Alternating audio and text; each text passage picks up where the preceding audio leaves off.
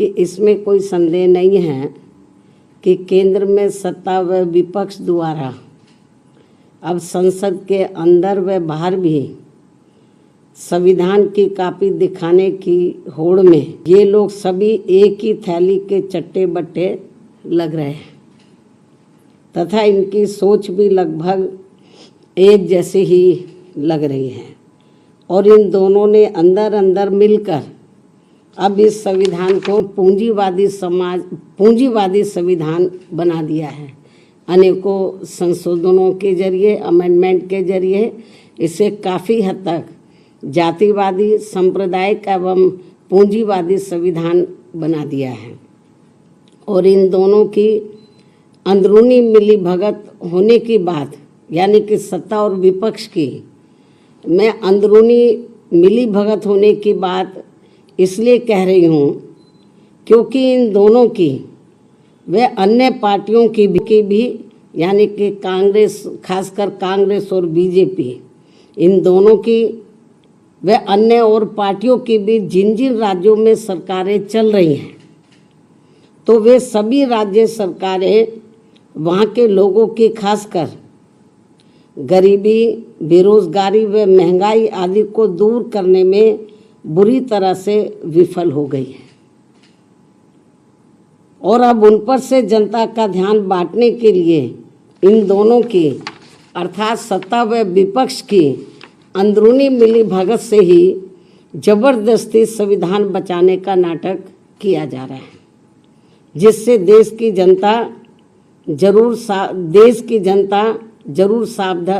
जनता को जरूर सावधान रहना है। और अब ये लोग अपने अपने राजनीतिक स्वार्थ में, यानी कि सत्ता और विपक्ष कि ये लोग अपने अपने राजनीतिक स्वार्थ के लिए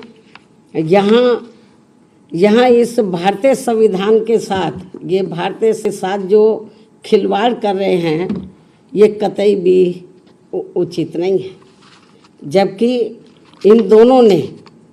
अर्थात सत्ता व विपक्ष ने अब तक अंदर अंदर मिलकर संविधान साहब डॉक्टर भीमराव अंबेडकर की मंशा वाला समतामूलक, धर्मनिरपेक्ष एवं बहुजन हिताय वाला संविधान नहीं रहा है, पूंजीवादी संविधान ही बनकर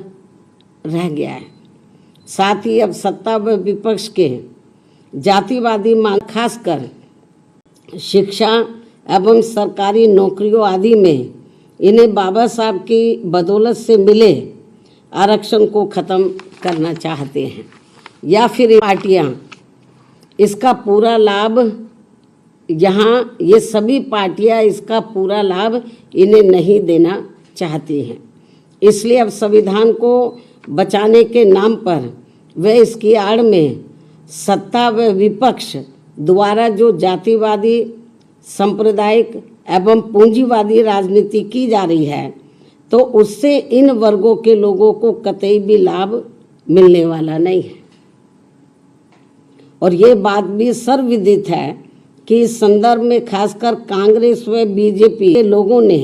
अंदर अंदर मिलकर यहाँ अति पिछड़ों के आरक्षण को लेकर आई मंडल कमीशन की रिपोर्ट को भी अपनी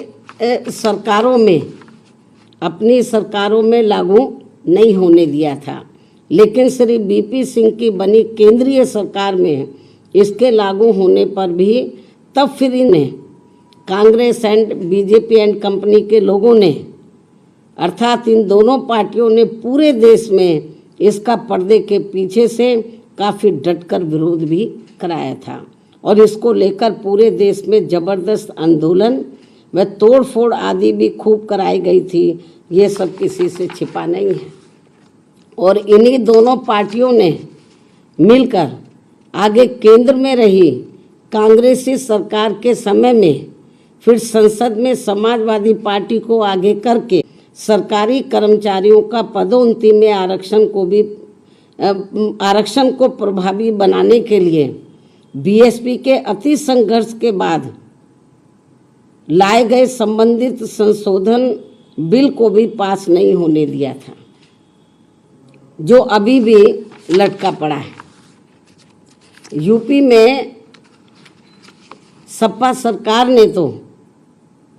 SC व ST का पदोन्नति में आरक्षण ही खत्म कर दिया था। ऐसे में सत्ता व विपक्ष ये दोनों मिलकर संविधान को बचा नहीं रहे हैं, बल्कि इसकी आड़ में ये लोग केवल अपना राजनीतिक स्वार्थ सिद्ध कर रहे हैं, चाहे सत्ता हो या विपक्ष हो। और ये दोनों अर्थात सत्ता व विपक्ष के लोग अंदर अंदर मिलकर, जो मिले हुए हैं अंदर अंदर मिलकर संविधान में बाबा साहब के अथक प्रयासों से खासकर SC ST व OBC वर्गों को मिले आरक्षण को भी खत्म करना चाहते हैं या फिर इसे निष्प्रभावी बना देना चाहते हैं। और तभी ये लोग पूरे देश में